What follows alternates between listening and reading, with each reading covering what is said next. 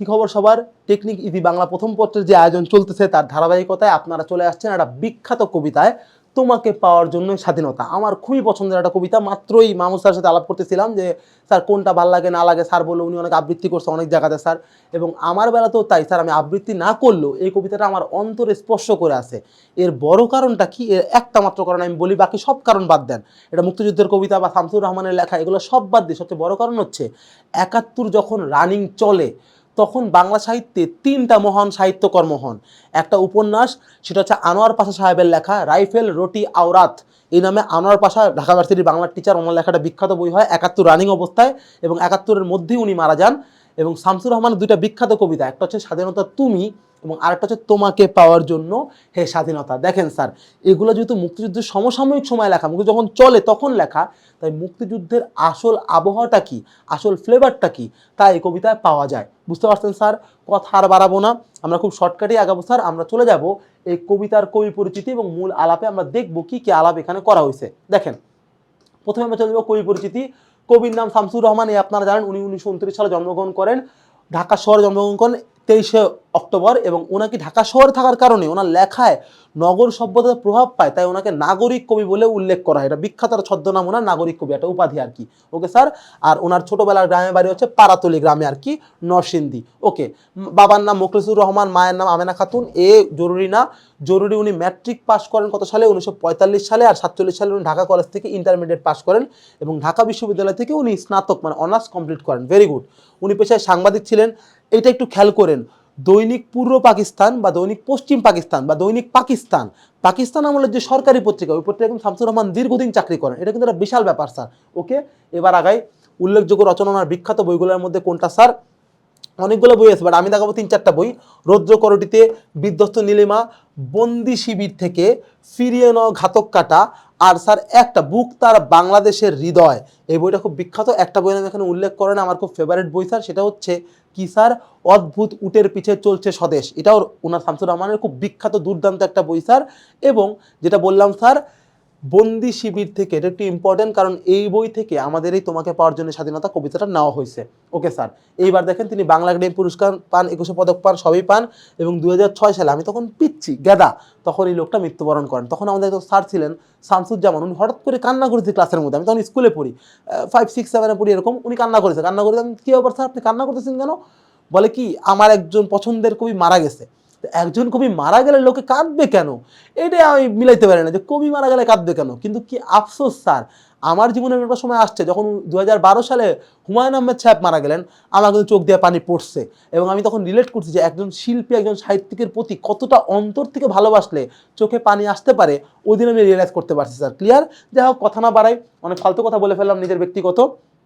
আসেন আমরা কবিতার শব্দার্থে চলে যাব। কবিতাটা মূলত মুক্তিযুদ্ধের কবিতা, তাই শব্দার্থগুলো মুক্তিযুদ্ধ রিলেটেডই হবে কম বেশি। এর বাইরেও কিছু ইউনিক কথা থাকবে, কারণ শামসুর রহমান সাধারণ কবি না, উনি অদ্ভুত অদ্ভুত মেটাফোর দেয়। শুরু করি। খান্ডব দাহন, এটা শ্রীকৃষ্ণ অর্জুনের সহায়তায় খান্ডব বন দাহন হয়, অর্থাৎ মহাভারতের একটা বিখ্যাত বন আগুনে পুড়ে যায় এবং সেখানে লক্ষ লক্ষ পশু পাখি প্রাণী মারা যায়, সেই মহাভারতের বনে বলা আছে খান্ডব দাহন। Very good. অপরাহ্ন মানে কি স্যার? বিকেলবেলা। অপর অনহ, অনহ মানে সময়, অপরাহ্ন মানে বিকেলবেলা। উদ্দাম, উদ্দাম মানে কি স্যার? যার কোনো বাঁধনহীন, বন্ধনহীন, উদ্দাম যার কোনো বাধা নাই। দম মানে দমানে রাখা, আটকায় রাখা, উদ্দাম মানে যার কোনো বাধা নাই। নিশান, এই শব্দের অর্থ স্যার পতাকা। Very good. যত্রতত্র মানে যেখানে সেখানে বা সর্বত্র বা ইতস্তত। উজার মানে কি স্যার? খালি করে দেওয়া, শূন্য হয়ে যাওয়া, নিঃশেষ হয়ে যাওয়া। Okay sir. আগায় হাড্ডিসার, হাড্ডিসার মানে কি স্যার? যার শরীরে হাড্ডি সব, কঙ্কাল সার বা অতিশয় জীর্ণ শীর্ণ, একদম শুকনা, তারা বলা হয় হাড্ডিসার। অধীর, অধীর মানে কি স্যার? অস্থির বা চঞ্চল, যে ধীর না, যে চঞ্চল, তারে বলা হয় স্যার অধীর। আমরা একটু অদ্ভুত জায়গায় চলে গেছি, টেকনিক্যাল সমস্যা, ও নিয়ে প্যারা খাবেন না। দেখেন, হোয়াটসঅ্যাপকে অ্যাভয়েড করেন, আমরা চলে যাই আমাদের পড়ার আলাপে। স্যার কোথায় ছিলাম? অধীর, অধীর মানে কি স্যার? অস্থির বা অচঞ্চল। Clear sir? এরপর স্যার করলাম দামামা, দামামাটা কি স্যার? ঢাক জাতীয় রণবাদ্য বিশেষ। স্যার আসলে যুদ্ধের ঢোল, সাদা বাংলায় রণবাদ্য মানে, রণ মানে যুদ্ধ, বাদ্য মানে বাদ্য, যুদ্ধের বাদ্য। ঢাক জাতীয় মানে ঢোলটা, যুদ্ধের ঢোল। দেখবেন বাহুবলী সিনেমায় বড় একটা ঢোলটা এরকম দম দম করে বাজায়, ওটাই দামামা পাগলা। ক্লিয়ার? আসেন, প্রতীক্ষা, প্রতীক্ষাকে অপেক্ষা, আশা বা প্রত্যাশা। Clear sir? কার জন্য ওয়েট করাটা হচ্ছে প্রতীক্ষা। এইবার আসেন পাঠ পরিচিতি বা কবিতার মধ্যে কি আছে। এখান থেকে আমি তো রিডিং দিবই, তার আগে আমি আমার কথা বলি।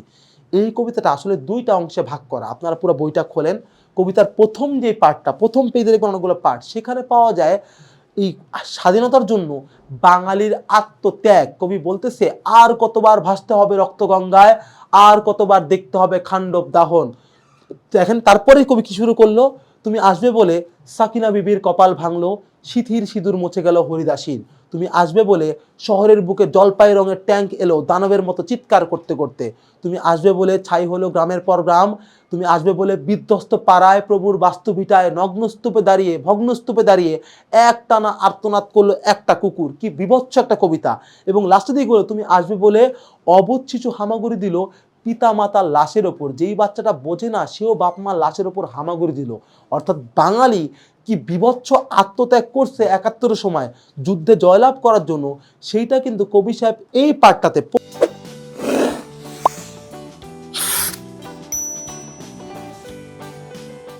প্রথম পার্টটাতে স্পষ্ট করছেন। যেহেতু এটা ৭১ চলা অবস্থায় লেখা, তাই এখানে হত্যা মৃত্যুটা কবি সাহেব একদম রগে ভাবে উপস্থাপন করছেন। কিন্তু পরেরটায় চলে যাবে স্যার, পরের পৃষ্ঠা আপনি কি পাবেন স্বাধীনতার প্রতি বাঙালির যে প্রত্যাশা, যে আশা। দেখেন কি বলতেছে, কি সুন্দর লাইন। দেখেন স্বাধীনতা কি, একটা অদ্ভুত একজন বৃদ্ধ বুড়া লোক, যার বাতাসে নড়ছে চুল, উদাস দয়ায় বসে আছেন, তার চোখের নিচে অপরাহ্নের দুর্বল আলোর ঝিলিক, বাতাসে নড়ছে চুল। Clear sir?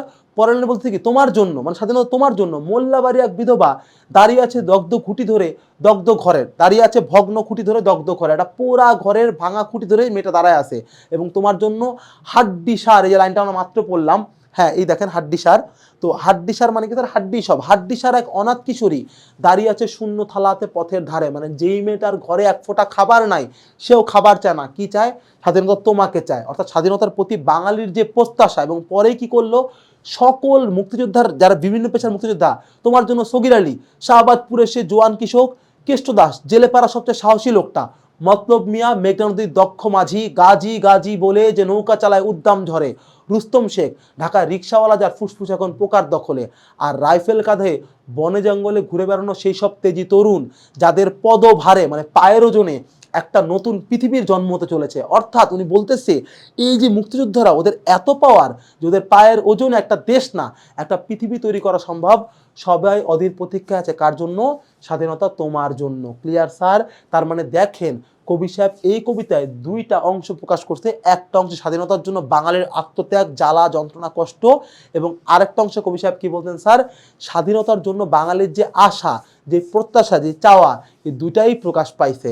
স্বাধীনতার প্রতি যে গভীর টান বাঙালির, তার যেন কবিতায় স্পষ্ট হয়ে গেছে স্যার। ক্লিয়ার? একটা প্রেমিকার জন্য একটা প্রেমিক যে পরিমাণ কষ্ট করে, কবি বলতেছে বাঙালির স্বাধীনতার জন্য ঠিক সেই পরিমাণ কষ্ট বা জ্বালা সহ্য করছে। Clear sir? একটু আগাচ্ছি দেখবেন, এই কবিতা বড় পাকিস্তানি বাহিনীর নির্মম অত্যাচার চিত্র প্রতিফলিত হয়েছে। আগেই বললাম আত্মত্যাগ। তারা এদেশের নিরীহ বাঙালি, এই যে জায়গাটা, ঝাঁপিয়ে পড়ে গণহত্যা চালায়। ছাত্র, শিক্ষক, সাংবাদিক সহ এদেশের সাধারণ মানুষকে তারা নির্বিচারে হত্যা করে, আগুন দিয়ে মানুষের ঘরবাড়ি বস্তি পুড়িয়ে দেয়।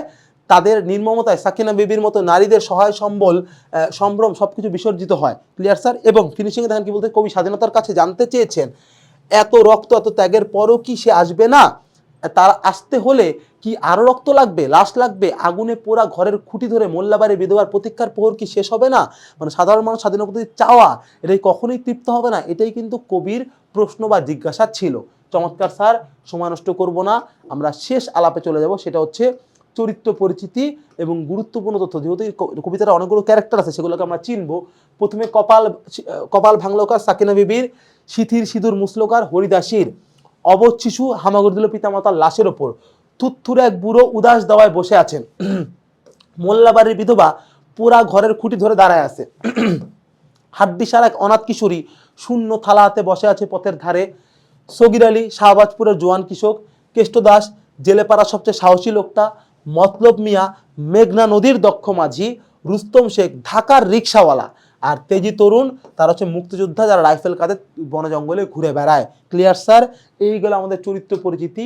এইবার আমরা ফিনিশিংয়ে যাব, সেটা হচ্ছে গুরুত্বপূর্ণ তথ্য। দেখেন সেখানে কি বলতেছে। এক, তোমাকে পাওয়ার জন্য স্বাধীনতা কবিতাটি কবি শামসুর রহমান রচিত। এই কবিতাটা কে লিখছে স্যার? কবি শামসুর রহমান রচনা করতে। Very good. 2, মধ্যবিত্ত নাগরিক জীবনের প্রত্যাশা, হতাশা, বিচ্ছিন্নতা, বৈরাগ্য ও সংগ্রাম শামসুর রহমানের কবিতায় সার্থকভাবে বিধৃত মানে ধরা হয়েছে। এগুলি তার কবিতার বৈশিষ্ট্য। হ্যাঁ স্যার, মধ্যবিত্ত মানুষের দুঃখ কষ্ট ওনার কবিতার মূল বৈশিষ্ট্য। তোমাকে পাওয়ার জন্য স্বাধীনতা কবিতাটি কবির বন্দি শিবির থেকে কাব্যগ্রন্থের অন্তর্গত। ক্লিয়ার? বন্দি শিবির থেকে এই বই থেকে কবিতাটা নেওয়া হয়েছে, তুলে আনা হয়েছে। তোমাকে পাওয়ার জন্য স্বাধীনতা কবিতাটি 60টি স্তবকে 46 চরণে বিন্যস্ত। ক্লিয়ার? এই কবিতাটা 7টা স্তবকে 7টা ভাগে 46টা চরণ 46টা লাইনের মধ্যে এটা বিন্যস্ত। Okay sir? তোমাকে পাওয়ার জন্য স্বাধীনতা কবিতায় তুমি আসবে বলে কথাটি 6 বার এবং স্বাধীনতা শব্দটি 11 বার ব্যবহৃত। খুবই বিখ্যাত স্যার। তুমি আসবে বলে কয়বার? 6 বার। স্বাধীনতা শব্দটা কতবার স্যার? 11 বার। কবি তোমাকে পাওয়ার জন্য স্বাধীনতা কবিতায় কতটি চরিত্র স্যার? 11টি চরিত্রের কথা উল্লেখ করছেন, যে এখানেই বলা আছে স্যার। ক্লিয়ার? তোমাকে পাওয়ার জন্য স্বাধীনতা কবিতায় 4টি আগ্নেয়াস্ত্রের নাম আছে স্যার। ক্লিয়ার? ট্যাঙ্কের কথা আছে, মেশিন গান কথা আছে স্যার। ক্লিয়ার?